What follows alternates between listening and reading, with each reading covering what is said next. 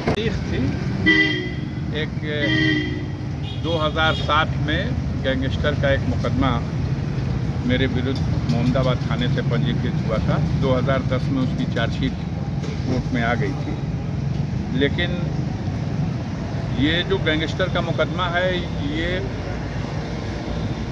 2005 में जो कृष्णानंद राय जी की हत्या का मामला था, उस मामले में मेरे विरुद्ध 120 के आरोप में जो केस फाइल हुआ था उसको आधार बना करके किया गया।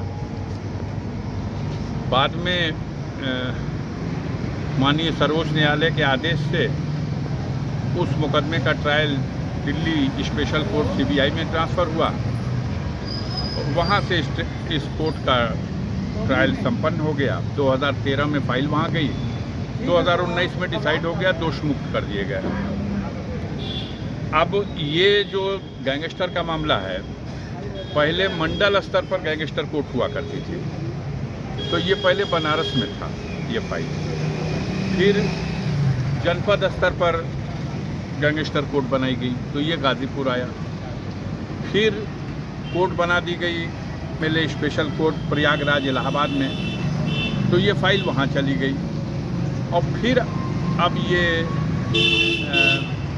कोर्ट फिर से जनपदों में जो जिस जनपद का केस है वहाँ पर पत्रावलियाँ लौटा दी गई। तो अब वो केस यहाँ आ गया।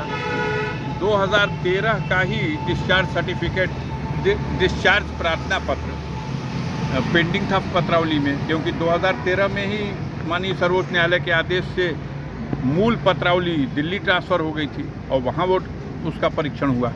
ये यहाँ पेंडिंग रह गई, इस पे चार्ज नहीं बन सका था। तो मेरे डिस्चार्ज एप्लीकेशन को पिछली तारीखों में यहाँ अस्वीकार किया गया।